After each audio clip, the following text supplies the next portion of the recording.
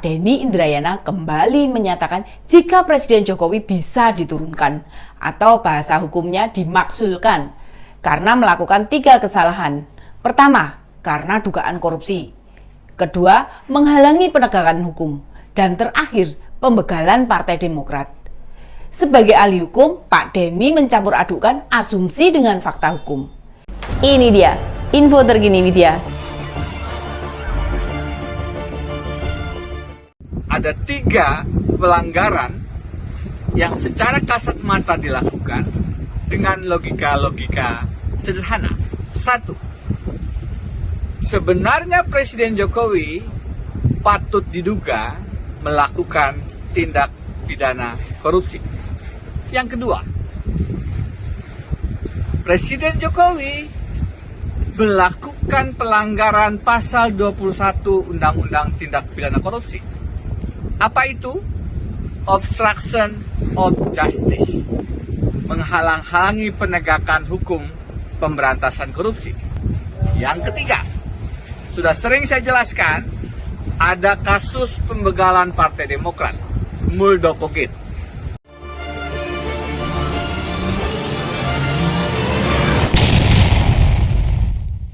Jika memang terdapat bukti-bukti yang kuat, kenapa Pak Denny tidak datang ke Indonesia? Jangan bicara di Australia saja. Laporkan segala pelanggaran yang dilakukan Pak Jokowi ke KPK, ke Mabes Polri, ke Kejaksaan Agung saja. Ada bukti-bukti yang ada, bukan teriak-teriak dari luar negeri. Yang dipaparkan Pak Denny itu jelas fitnahan, tidak berdasar. Coba kita lihat 3 tudingan yang disampaikan tadi. Pertama, tentang penyuntikan modal dari luar negeri ke anak presiden. Bukankah bila itu melanggar aturan, Pak Denny juga bisa melaporkan perusahaan atau individu yang memberi dana ke perusahaan anak-anak Pak Jokowi, ke penegak hukum negara di mana perusahaan itu berada. Sebagai lawyer internasional, apa sih susahnya melakukan itu semua? Kalau itu tidak dilakukan, artinya prasyarat pelanggaran hukumnya tidak ditemukan. Lagian, mengucurkan dana besar antar negara itu ketatnya bukan main. Wong orang murni dagang saja, verifikasinya itu bertahap.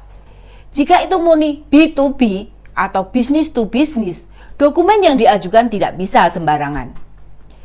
Bukankah kita sendiri tahu, Indonesia ini negara yang mampu meningkatkan pertumbuhan ekonomi. Investasi dari luar negeri terus naik. Berbagai proyek pemerintah juga diminati oleh negara asing. Itu menandakan kita sehat secara ekonomi. Perusahaan luar negeri pasti banyak yang bersedia untuk masuk ke Indonesia. Entah ikut proyek pemerintah, entah kerjasama dagang, entah investasi, entah pernyataan modal ke perusahaan di Indonesia, termasuk yang dimiliki anak-anak presiden. Mengapa Pak Denny Indrayana diam saja melihat kekayaan Mas AHY tahun 2017? Atau 8 tahun lalu ketika ikut dalam ajang Pilgub DKI mencapai 15 miliar. Padahal kita semua tahu, Mas AHY pensiun mayor. Memangnya berapa gaji seorang mayor? Belum lagi istrinya mantan artis yang tentu belanja bulanannya untuk kecantikannya bisa tembus puluhan juta. Mas Gibran waktu maju Pilkada Kota Solo, kekayaannya sudah 25 miliar dan sudah membuka usaha sejak 2006 atau 14 tahun sebelum ikut Pilkada. Dengan rekam jejak usaha yang jelas, tentu perusahaan yang ikut menanam modal tidak meragukan kemampuan anak-anak presiden ini. Lah Mas AHY sama Mas Ibas aja kita nggak tahu punya bisnis tapi kekayaannya bisa puluhan miliar loh. Coba itu didapat dari mana? Artinya ada kesesatan pikiran, sengaja menarasikan sesuatu yang tidak tempatnya. Tuduhan yang kedua, menghalang-halangi penegakan hukum seorang elit politik karena dia ada dalam koalisi.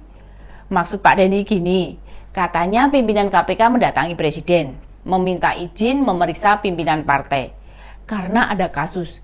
Tapi elit itu aman, soalnya izin tidak diberikan. Kita percaya dengan bualan Pak Denny. Kita coba cek ya, Pak Roma Hurmuzi alias Mas Romi di sidang kena kasus suap waktu jadi ketua umum P3 loh. Dan itu sudah ada di koalisi pemerintah. Pak Joni G. Plate, Sekjen Nasdem, Menkom Info, ditahan kejaksaan juga tidak ada yang menghalang-halangi. Pak Setio Novanto waktu jadi ketua umum Golkar, Jadi ketua DPR juga bisa diproses hukum juga. Pak Menteri Sosial sebelumnya yakni Pak Idrus Marham, Sekjen Golkar, kena kasus hukum ketika masih jadi menteri.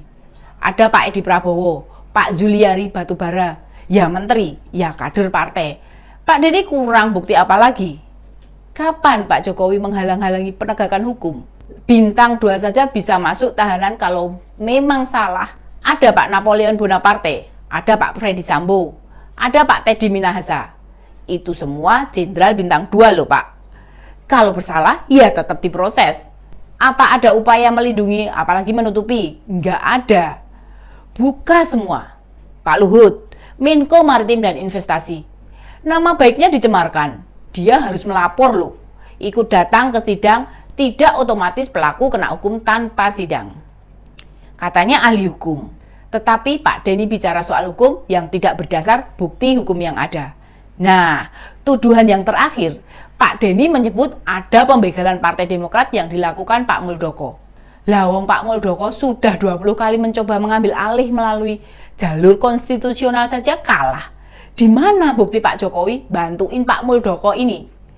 Itu urusan pribadi, bukan urusan kenegaraan. Apalagi itu bukan tugas seorang kepala staf kepresidenan. Jadi Pak Presiden tidak mau campur tangan. Kita semua jadi makin hilang respek atau jadi tidak simpatik pada kemampuan yang dulu pernah dimiliki Pak Denny waktu jadi dosen di UGM, apalagi jadi ketua Pukat UGM. Apa yang disampaikan benar-benar independen.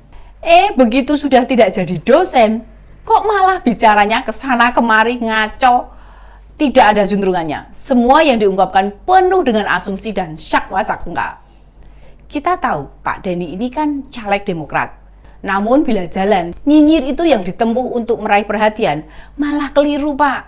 Lihat saja, tahun depan bakal sulit terpilih jadi wakil rakyat. Apalagi yang sering dijadikan sasaran itu Pak Jokowi.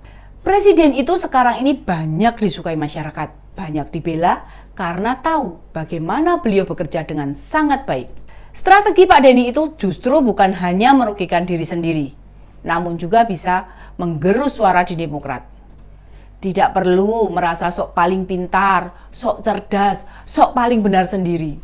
Sudah banyak bukti, elit politik yang sok-sokan malah tidak laku, berperilaku yang sewajarnya. Apa sih yang membuat Pak Denny sakit hati? Sampai sebegitunya bencinya sama Pak Jokowi. Lah Pak Prabowo yang dulu lawan Pak Jokowi saja, sekarang malah sangat melindungi Presiden.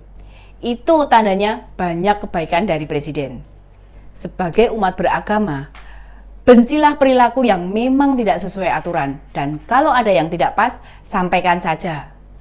Asumsi dan persepsi itu boleh, tapi jika Pak Denny itu latar belakangnya hukum, semestinya bisa didukung oleh fakta yang ada. Apa yang Anda sampaikan itu banyak mudah dibantah, bahkan oleh orang-orang biasa. Sekali lagi, tidak akan ada gunanya, merugikan bagi Demokrat, bagi koalisi perubahan, bahkan berpengaruh pada suara Pak Anies. Itulah kalau kelompok pendukung calon presiden diisi oleh orang ambisius, bukan orang yang mengerti tentang politik harus bagaimana. Demikian info terkini Widya, sampai ketemu lagi di Ini Dia, info terkini Widya selanjutnya. Salam cerdas. Ini dia, info terkini Widya